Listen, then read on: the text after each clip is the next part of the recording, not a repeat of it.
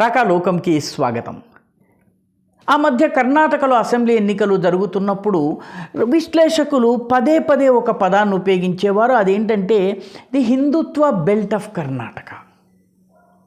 కర్ణాటకకి సంబంధించి విమర్శకులైతే the Hindutva laboratory of Karnataka అని చెప్పి విమర్శించేవాళ్ళు.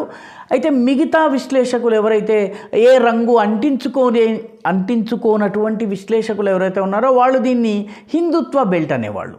ఆ హిందుత్వ బెల్ట్ వాస్తవానికి కర్ణాటక యొక్క తీర ప్రాంతమైనటువంటి coastal Karnataka region, Karavali region అంటారు. మంగళూరు, దాని చుట్టుపక్కల భత్కల్, ఆ చుట్టుపక్కల ఉన్నటువంటి ప్రాంతాలు ఇవన్నీ కూడాను హిందుత్వ బెల్ట్ అని చెప్తారు.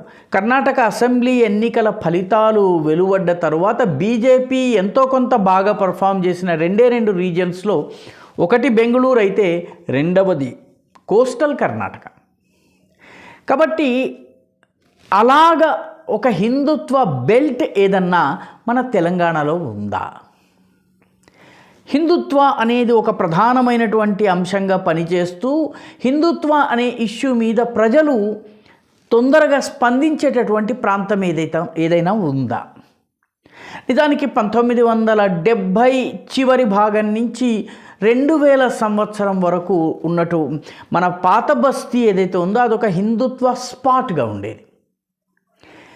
అక్కడ హిందూ ఓటర్లు చాలా బలంగా ఫైట్ బ్యాక్ చేసేవాళ్ళు, మజ్లిస్కి వ్యతిరేకంగా పోరాడేవాళ్ళు.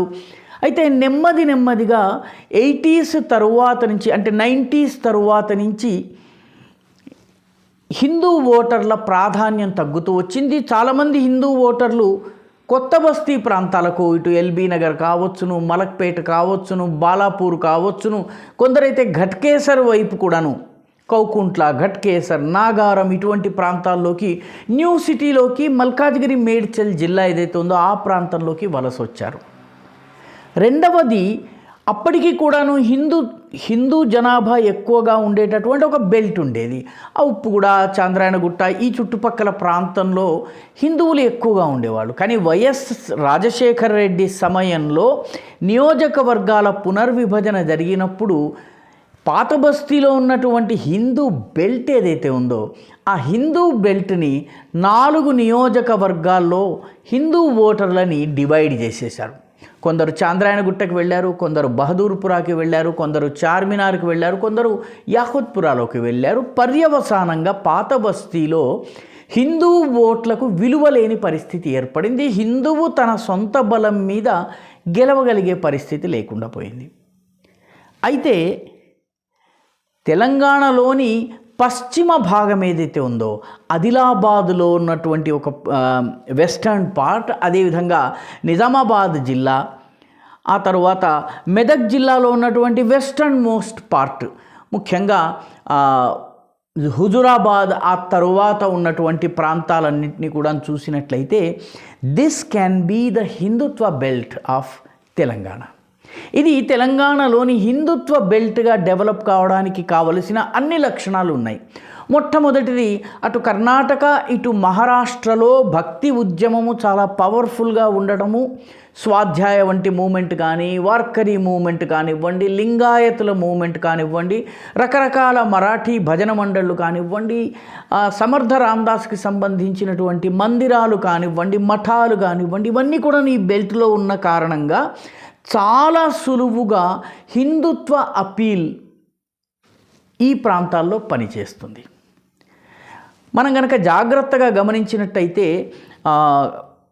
2018 ఎన్నికల్లో బీజేపీ కేవలము 7% ఓట్లు సంపాదించుకున్న తరువాత జరిగినటువంటి మున్సిపల్ ఎలక్షన్స్లో బీజేపీ దాదాపు 14% ఓట్లు సంపాదించుకుంది.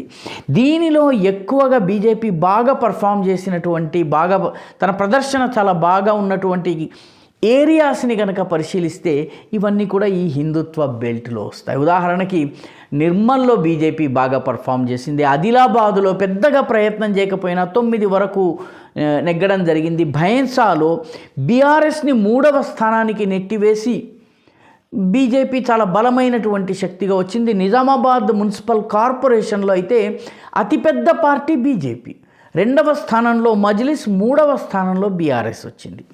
ఇదే రకమైనటువంటి ప్రదర్శన మనకి దక్షిణానికి వెళ్ళే కొద్దీ సౌత్ వెస్టర్న్ రీజన్కి వెళ్ళే కొద్దీ మనకి కనిపించింది. హుజూరాబాద్ ఈ ప్రాంతాల్లో, నారాయణ ఖేడ్ ఈ ప్రాంతంలో కూడా పార్టీ బాగా పర్ఫామ్ చేసింది.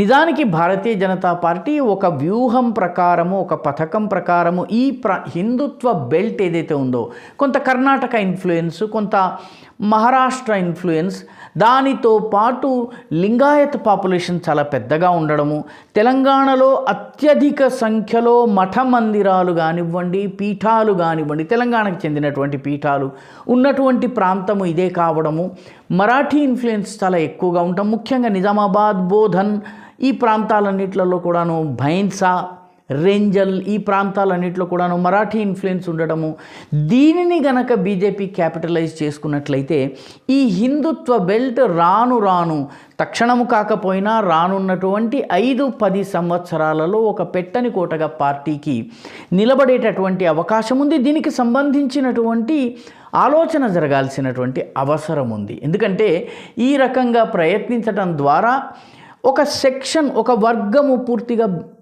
బీజేపీకి దగ్గరగా వచ్చే అవకాశం ఉంది.